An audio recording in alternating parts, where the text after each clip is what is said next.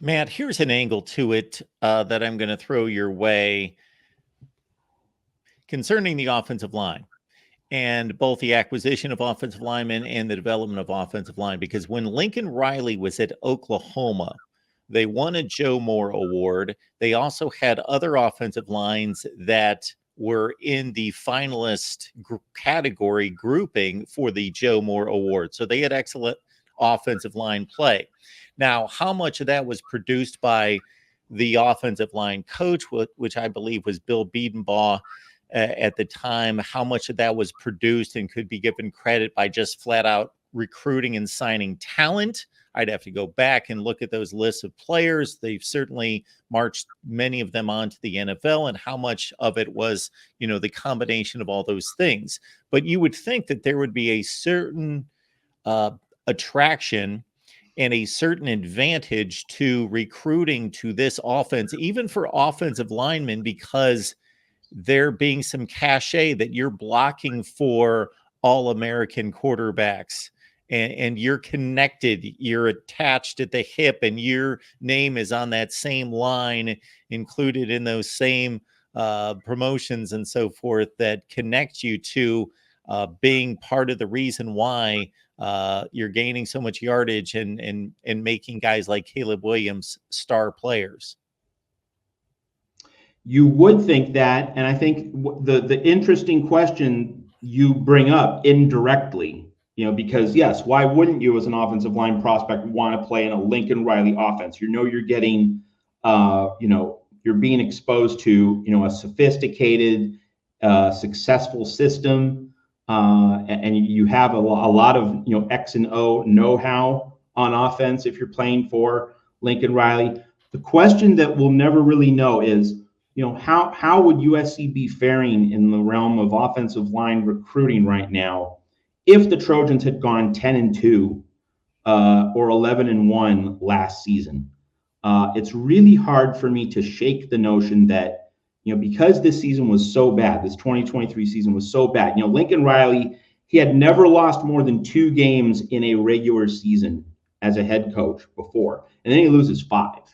So that was a dramatic fall for Lincoln Riley just within the course of one season. I'm not talking about his career. I'm just talking about, in terms of the trajectory he had in last season in particular. How much damage did that do? And it wasn't just the losing either. It was, USC lost all of its high-profile games in the second half of the season, from Notre Dame on through the finale against UCLA. Lost all the really big games on its schedule, usually got punched in the mouth. Alex Grinch made USC a laughingstock on defense. And, Lincoln Riley, he adjusted to it. Like, he finally had the scales removed from his eyes, saw on the road to Damascus. He finally had that epiphany.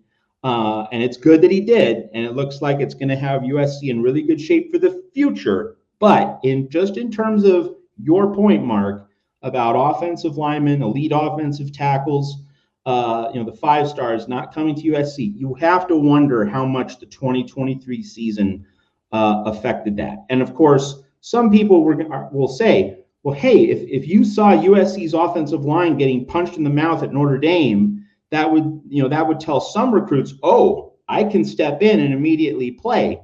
But I think that the perception that USC was a soft program, a soft team, and a program that really didn't take winning nearly as seriously as it could have or should have last year. I mean, that was a perception, and it was certainly a valid one just within the contours of last season specifically. I'm not talking beyond that, but in 2023, there was a narrative, and it was hard to really refute, that USC wasn't taking winning or physicality very seriously. It was a finesse team that just got punched in the teeth, didn't fight back, and you have to wonder how much residual damage that perception created for offensive lineman prospects. Of course, USC came within one failed 2-point conversion from having what we could call a perfect asymmetrical season. 6-0, 0-6 is what it could have been very easily. I'd like to address the comment made by our buddy Jeff Rodriguez. And Jeff, we appreciate you being here every week. Thank you for that. High 4-star offensive tackles versus 5-star tackles. O-line is very hard to evaluate. If you look at the best ones in the draft, most aren't 5 stars. So here's my thought on this one, Jeff, without, again, doing any research to back this up completely. But consider this. Are there more 4 stars in the NFL than 5 stars? You know what the answer is? Yes. But what is the higher percentage by far of players from that category in the NFL? So follow me here. There are only 30 to 35 5 stars produced each year out of high school football. If you go to ESPN, Rivals, 247 Sports, On3, any of the listings, which usually produce a top 300 list, go all the way to number 300. That player is still a 4-star. You've got to go about 400 to 450 deep to run out of 4 stars. There are about 10 times more than that, 11, 12 times as many 4 stars as 5 stars. And of course, I'm talking about all positions here. So again, I'm not saying that this is completely incorrect and that you're not onto something, Jeff, but just consider that there are only 30 or 35 5 stars produced out of high school football each year, and there are about 400 4 stars. About 40 to 45% are the numbers that I've seen recently of 5 stars reach the NFL, and only about 12 to 14% 4 stars. So there are going to be more 4 stars and 3 stars in the NFL because there are just simply hundreds and hundreds of them versus only a small selection of 5 stars. Yeah, I mean, Jeff brings up a really good point, and Mark, you obviously bring up a really good point about, just 4 stars. It's a much deeper pool. It's a much larger volume of players. So just in terms of a numbers game, there will be more 4 stars. And Jeff, your point's well made about the complexity of evaluation. And obviously, another part of this is Josh Henson. That, whatever Josh Henson is doing, he needs to be developing players to a 5-star level. Like if guys come in at a 3 or a 4-star level, but Henson can turn them into basically 5-star quality, NFL quality, then, this conversation doesn't contain the amount of weight that it currently does. But of course, in 2023, we did not see Josh Henson develop his offensive line to a 5-star level. So in many ways, it's like these things are interwoven, Jeff. I mean, again, your point's an excellent one. But if we know that Josh Henson is an elite home run rock star developer, then we don't have to sweat this 4-star, 5-star question. But if Josh Henson is not the best of the best, and we've mentioned this point a lot, we're going to continue to mention it throughout the year, throughout the summer, certainly heading up to the LSU opener in Las Vegas on Labor Day weekend.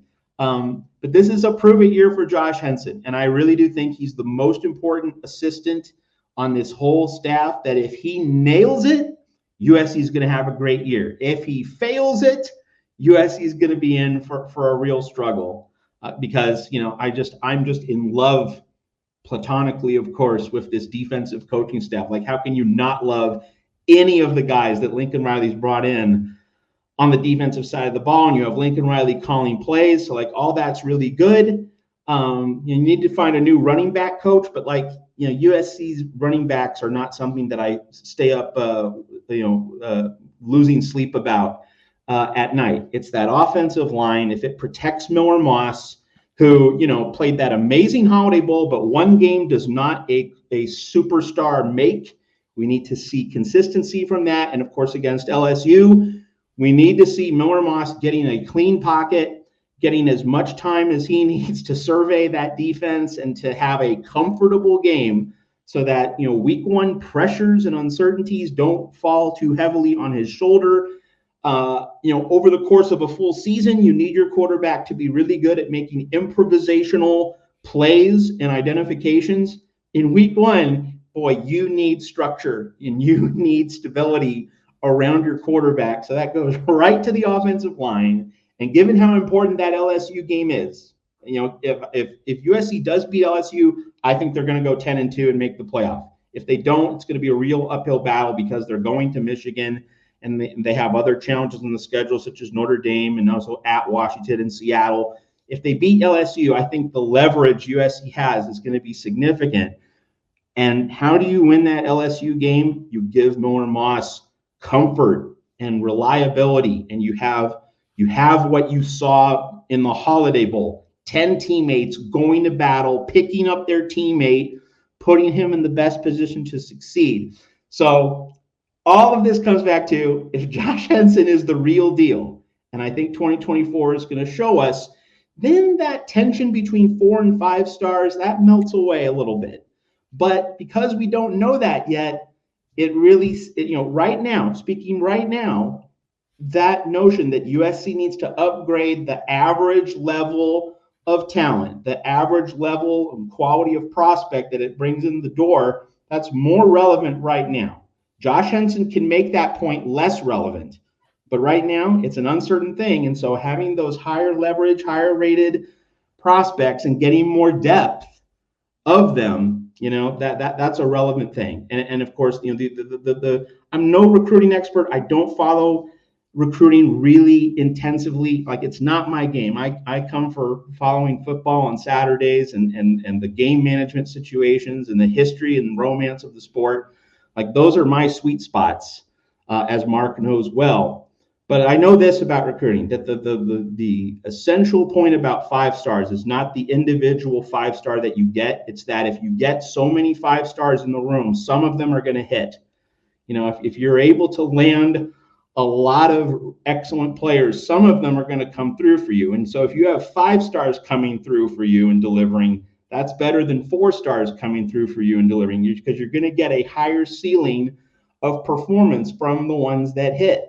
And as soon as you develop some kind of track record, as soon as you crack open that door and you start to land some 5 stars, and they begin to hit and they begin to elevate your program and its ceiling, you create a narrative, you create a reputation. Oh, the 5-star linemen are back at USC. It's 1979 all over again, baby. We're going to just go smash mouth. We're going to stuff it in Ohio State's face on the final drive of the Rose Bowl behind Anthony Munoz and all those other rock stars up front. Student body right. And then you don't just have a program that's succeeding. You have a culture. You have an identity. You have, as the kids like to say today, a vibe. And so, that's part of the thing with 5 stars. It's not just, 4 stars might be more represented in the NFL draft, as Jeff says. And again, Jeff, it's a really good point that you make. But because Josh Henson is not the proven, firm, obvious, clear-cut answer at offensive line coach, that's the uncertainty which elevates the centrality of needing to get more 5 stars into the program at USC. And Jeff, I was not disagreeing with you, and I appreciate you following up and letting me know that you generally agree with me. But I was not disagreeing with you, Jeff. I was just letting everyone know, including yourself, and you probably already took this into account, but just letting everyone know, let's understand that there are just simply more 4 stars in the NFL at every position, including offensive line. But I completely agree with you. It's a developmental position more so than any other position, by and large. No question about it. All right. We do appreciate you all being here each and every Monday night. This is the new time that you're going to see us each and every Monday. So it's just 1 hour earlier for everyone. So that's 7 o'clock Eastern time on the West Coast. That's 10 o'clock Eastern on the East Coast, 10 Eastern, 7 Pacific. This is a new start time for us each and every Monday with Matt, Tim, and myself. Talking USC football. All right, we want to move on to the playoff structure and what it's going to look like going forward. Of course, with a Pac-12 conference, there was a playoff proposal that was agreed upon and going to be implemented that had to be tweaked somewhat with only 4 power conferences going forward. So, Matt, kind of a 2-part question, because we got the 12-team playoff starting, of course, and it was finalized in regards to that the top 5 conference champions, which we would assume is definitely going to be the four power conferences, and then the top conference champion will get an automatic bid, not a bye, but an automatic bid, which will be your top group of 5 team. And so it sets up with the 4 byes of the 4 conference champions and a 12-team playoff field. Folks, if you enjoy this kind of stuff, I just posted a video today with the 14-team playoff and what it would have looked like every season from 2014 through 2023, and some other topics that I'm going to hit Matt with here in just a second. But just your initial thoughts about the 12-team playoff with the slight adjustment.